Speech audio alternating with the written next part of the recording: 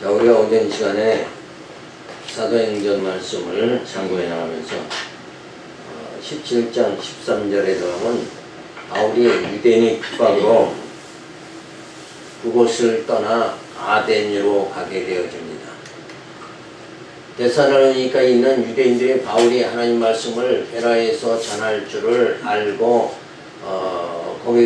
거기도 가서 무리를 움직여 소동케 하거늘 형제들이 곧 바울을 내어 보내어 바다까지 가게 하되 실라와 디모데는 아직 거기 유하더라. 바울을 인도하는 사람들이 들고 아덴까지 이르러 바울에게서 실라와 디모데를 자기에게로 속히 오게 하라는 명을 받고 떠나니라. 자, 바울이 데살로니가에서 복음을 전할 때 많은 사람들이 따르게 되니 유대인들이 시기하여 바울을 쫓아냈는데 바울이 베라에 가서 복음을 전하는데 사람들이 많이 모이게 되죠. 그러니까 시기가 나서 베레아로 쫓아와서 무리를 움직여 소동케 합니다. 그러니까 이 복음을 반대하는 자들이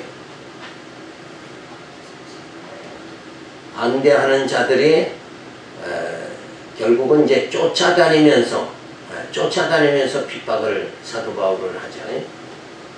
그래서 이렇게 참 사도들이 핍박 가운데도 이 귀한 복음을 전했다는 거 우리가 생각하면서 이게 결국은 하나님의 은혜다. 오늘 나를 구원하기 위해서 누가 고난받아요? 바울이 고난받는다.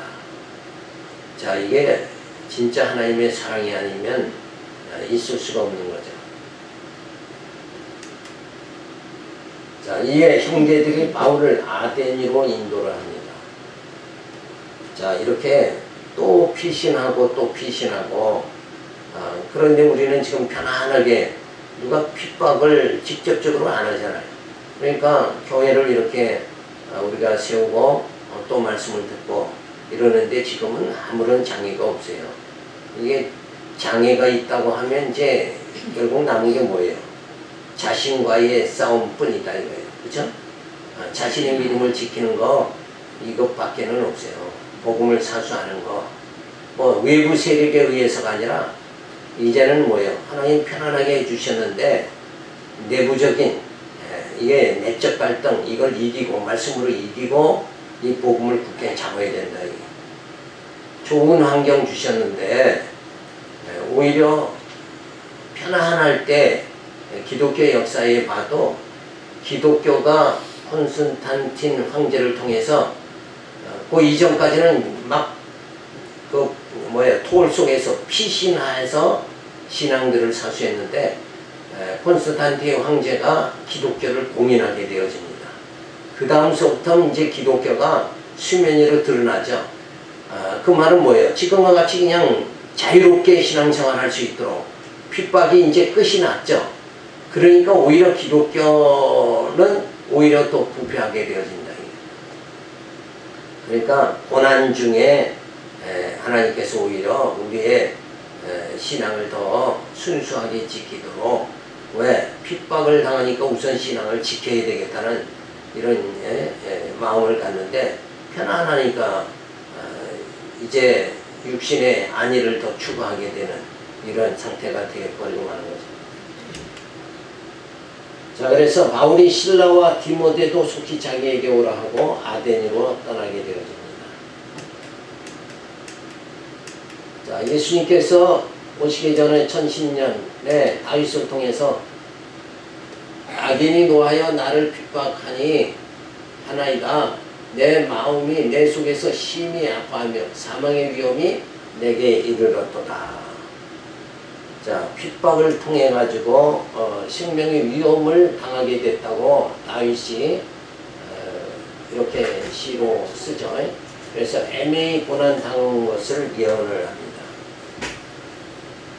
자, 아무런 정말 하나님을 경외하는 것 외에는 아무런 육신적으로 잘못이 없는데도 핍박을 받게 되어지죠. 자, 바울이 유대인의 핍박으로 그것을 떠나 아덴으로 가게 되어집니다. 자, 바울에게로 사람들이 많이 모이니 유대인들이 시기하며 핍박을 합니다. 결국 인간의 시기와 핍박 이게 이제 항상 걸림돌이 되어지는 거예요. 자, 시기하고 핍박하는 건 벌써 뭐예요? 영적인 것이 아니라 육적인 거죠. 육으로 빠져버리면 시기와 질투가 나오고, 우리가 영적으로 깊이 말씀을 깨닫고 영적 상태로 들어가면 평안과 기쁨이 주어진다. 이게 항상 이거는 정말 반비례하는 거죠. 영적으로 살아갈 때에는 평안과 기쁨이 주어지고, 육신적으로 살아가면 어때요? 시기와 질투가 주어진다. 그러니까 우리가 이 육신에 이쪽으로 빠지면 안 되죠. 이왕에 이제 우리는 영적인 사람이 됐잖아요. 우리는 이제 영적인 사람이 됐는데 다시 육신으로 빠져버리면 안 된다. 영으로 시작했다가 도로 육신이 돌아가는 건 그 상태를 예수님 당시에는 누가 그렇게 했냐면 바리새인들이 그렇게 했어요. 그래서 예수님께서 비유를 들죠. 개가 토했던 것을 도로 가서 먹는 거나 돼지를 말끔히 씻어놔도 물 위에 가서 뒹굴어가지고 또 더럽게 되는 거나, 영적으로 구원에 이르지 못하는 그런 상태가 되어지는 거, 바리새인들은 하나님을 경외하고 신앙을 철저하게 믿고 생활한다 이러면서도 결국은 뭐예요? 예수를 영접지 않으니까 도로 육신으로 빠져버리고 만돼요. 그래서 예수를 영접을 해야 영이 사는 거죠. 그리스도의 영이 되어지는 거예요. 예수를 영접지 않으면 그리스도의 영이 되어질 수가 없는 거예요.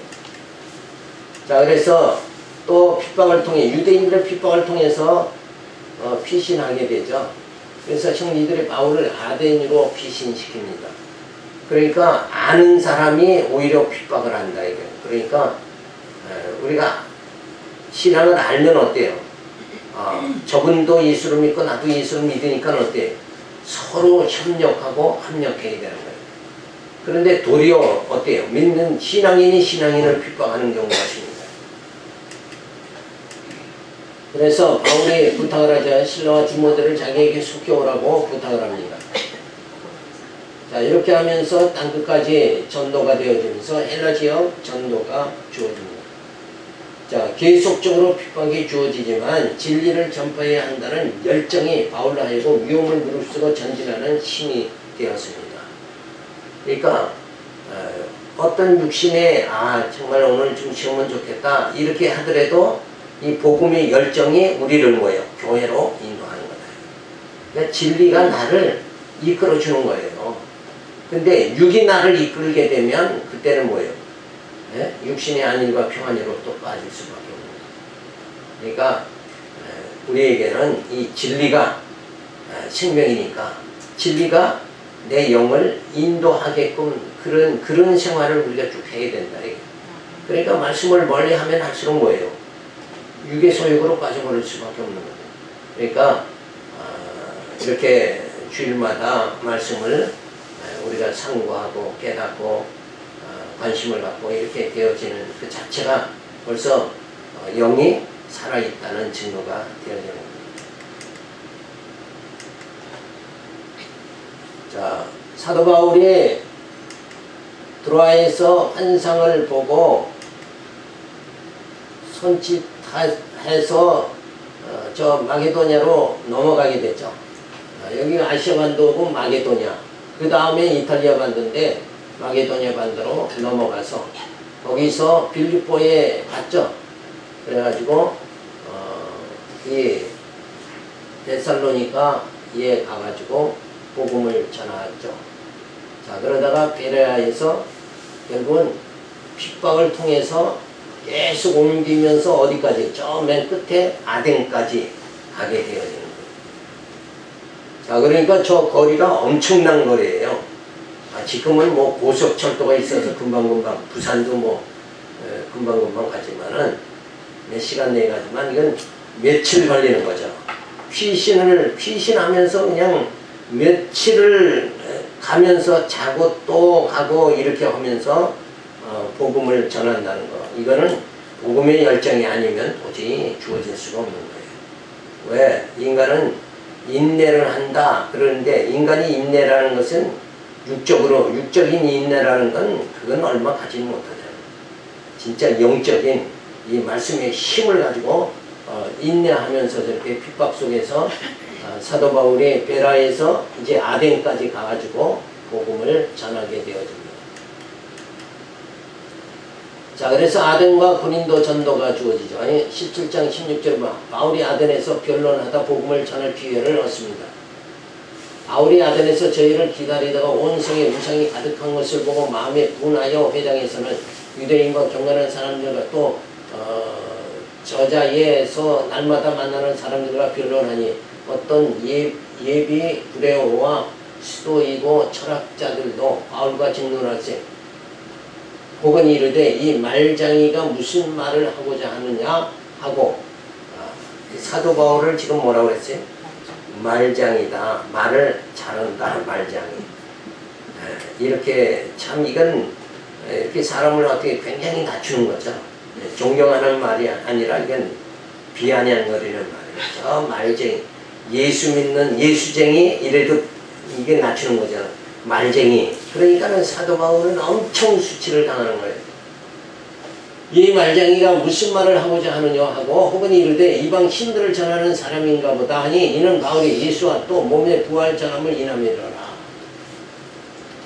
자, 이방 신을 전하는 자다. 그러니까 바울이 예수를 하나님을 전하는 거 아니에요 지금. 그런데 사람들이 볼 때는 뭐예요?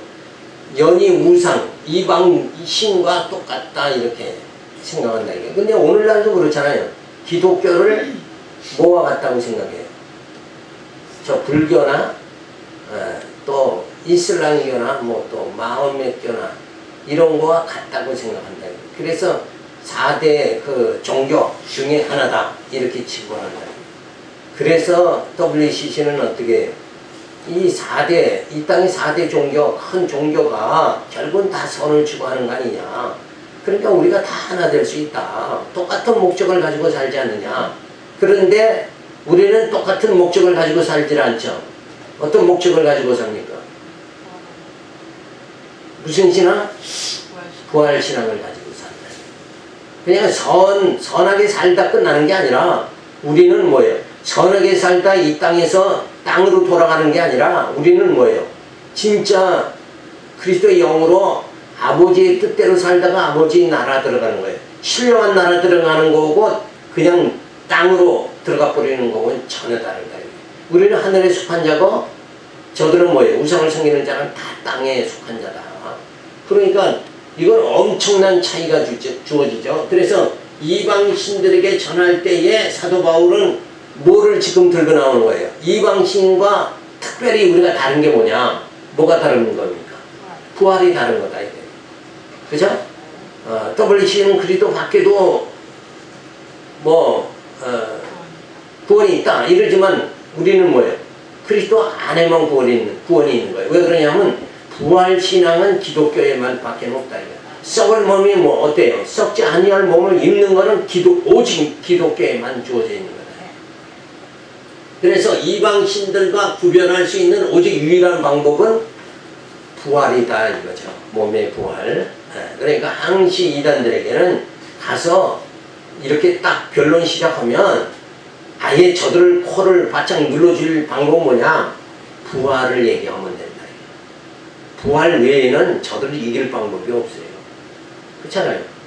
다른 건 다 동일하다 이렇게 우긴단 말이에요 저들이. 그런데 오직 다른 건 뭐예요? 부활밖에는 다른 게 없다. 우리는 예수의 생명으로 우리가 어때요? 썩지 아니할 몸을 입고 신령한 나라에 들어갔죠. 그래서 사도 바울은 예수와 또 몸의 부활 이걸 전하는 거예요. 이단들에게는 항시 이러한 자세를 가져야죠.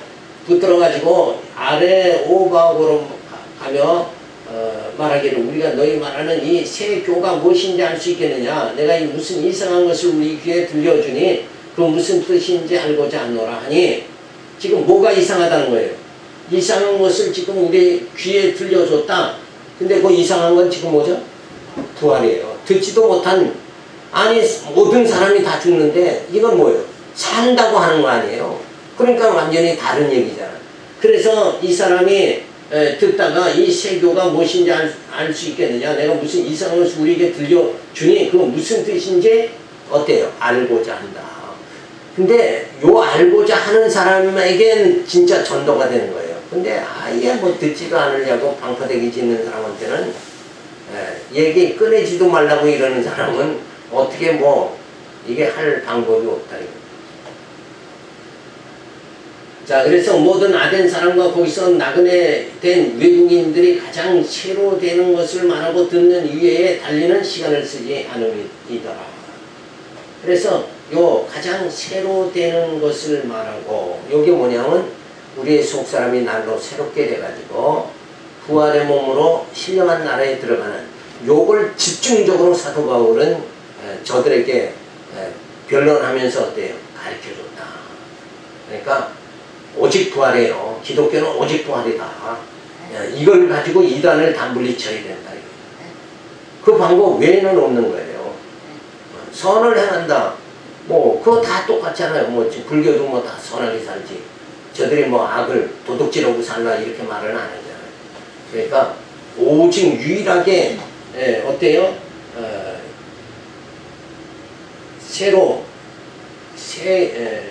여기 뭐예요? 네, 거기서 새로 되는 것을 말하고, 새로 되는 거, 요게 부활이다 이거. 새로 된다 그러니까 부활한다 그러니까 요거를 우리가 항상 말하면서 전도를 해야 됩니다. 그래서 아덴이라는 도시는 우상이 가득한 곳이죠. 지금 우상이 가득한 곳이 어디냐면 일본이죠. 일본에 가면 우상이 아예 뭐 엄청나게 생활화가 아예 되어 있는 거예요. 그러니까 일본이 기독교 들어가기가 굉장히 어려운 거죠. 자, 그래서 바울이 우상을 섬기는 것을 보고 마음이 분하여 철학자들과 변론을 하며 예수가 그리스도의 힘을 전합니다.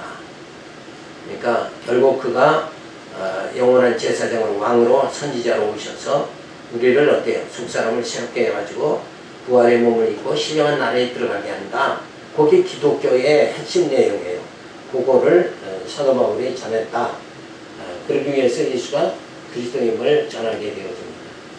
자, 그래서 예수의 부활을 전하니 사람들이 이상하게 여기는 사람과 무슨 뜻인지 알고자 하는 사람이 주어지는 거예요. 그냥 이상하게 생각해가지고 그냥 바울을 떠나는 사람이 있는가 하면 그래도 그 이상한 얘기가 뭔가를 알고자 하는 사람이 있다. 그러니까 이 두 부류의 사람을 사도 바울이 만나게 되죠. 그런데 진짜 이 알고자 하는 거 이게 중요하다. 알고자 해야 진리가 들어가는 거죠. 알고자 아예 안 해버리면 그건 교회 와도 내가 이 교회에서 주일날 강론이 되는 게 성경 강론이 무슨 내용인가 요걸 알고자 하는 사람은 진리가 들어가는 거예요.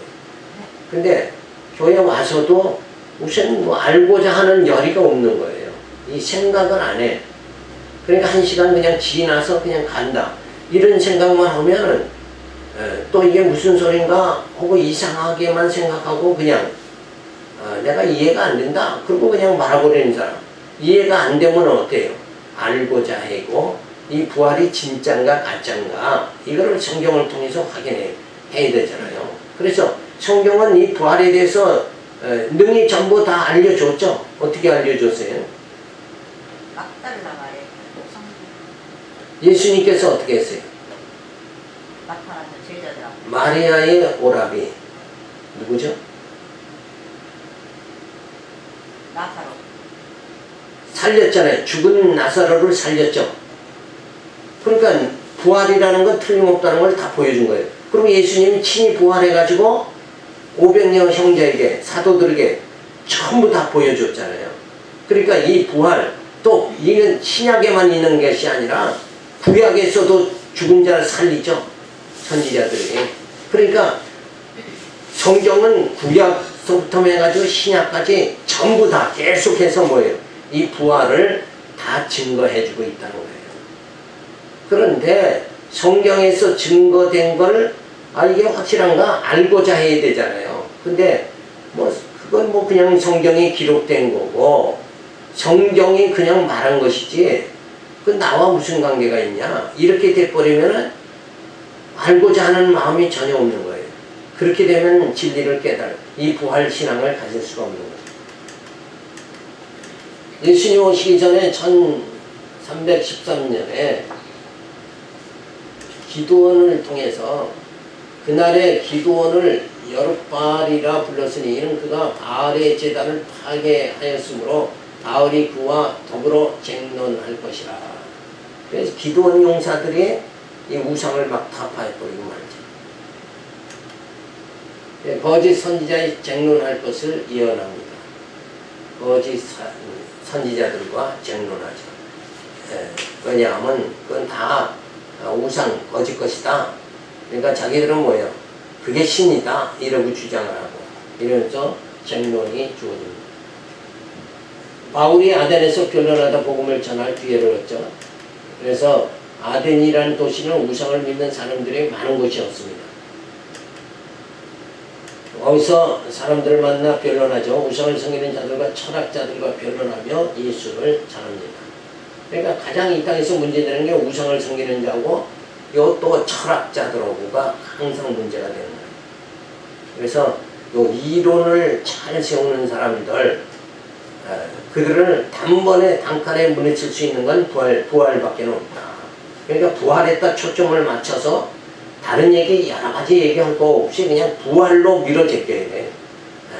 왜? 다른 종교에는 아예 부활 자체가 거론이 안 되잖아요.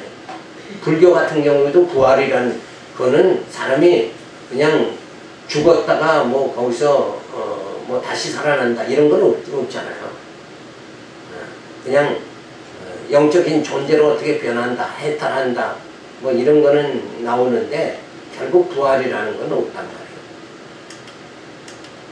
자, 그래서 예수님이 죽으시고 부활하신 것을 증거합니다. 자, 그래서 항상 우리는 이 부활신앙에 대해서 예수님이 죽었다가 살아나셨다. 그게 성경에 뭐예요? 다 증거가 되어 있다. 예수님이 친히 부활하셔서 나타나셔서 제자들과 같이 식사도 했고 부활의 주님 분명히 예수님이 십자가에 죽은 건 뭐 어느 한 군데서 몇 명 보고 죽은 게 아니라 막 수많은 사람들의 예수의 십자가 이거는 로마 시대의 대사건이잖아요. 그러니까 온 천하가 알게끔 예수님이 죽으셨는데 그러니까 예수님의 죽음을 도저히 부인할 수가 없는 거죠. 근데 예수님의 부인할 수 없는 예수의 죽음을 부인할 수가 없는데 그 예수가 부활하셨다는 거예요. 그러니까는 자연적으로 증명이 되는 거죠. 아, 저 사람이 진짜 잠시 기절했다가 살아났나? 이렇게 주장하는 사람들도 있죠. 그런데 예수의 죽음은 아주 소상하게 다 밝혀진 거란 말이에요. 그랬는데 예수님이 부활하셨다. 자, 이거를 증거해야 되죠. 그래서 땅끝까지 예수의 부활을 전하게 됩니다. 그래서 헬라 지역 전도하면서 하나님이 알지 못하여 우상을 섬기는 자들과 바울이 변론을 하며 하나님의 살아계신과 예수의 부활하심을 증거해 줍니다. 그러니까 예수의 부활 이것만이 오직 유일한 기독교의 진리다. 이 진리 가지고 모든 세력을 우리가 영적 세력들을 다 타파해야 됩니다. 우상을 다 진멸해야 된다. 그래서 이 부활이 얼마나 중요한가 오늘 우리가 살펴봤습니다. 이 부활신앙 이것이 없다 그러면 사실 우리가 이렇게 고생할 필요도 없죠. 예수 믿을 필요도 없는 거고 그래서 이렇게 살다 그냥 죽는 게 아니라 분명히 우리도 예수님과 같이 어떻게 돼요? 부활함을 받게 된다. 그래서 부활함을 받고 어디로 간다? 땅속으로 가는 게 아니라 아버지께로 간다. 이게 신앙이다.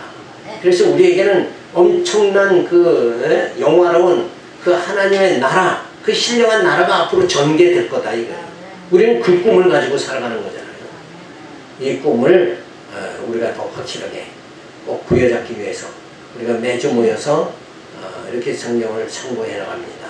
그래서 성경은 전부 증거된 사실들을 기록한 것이다. 그래서 우리는 이 예수의 부활을 전하는 우리는 증인이 되어졌다.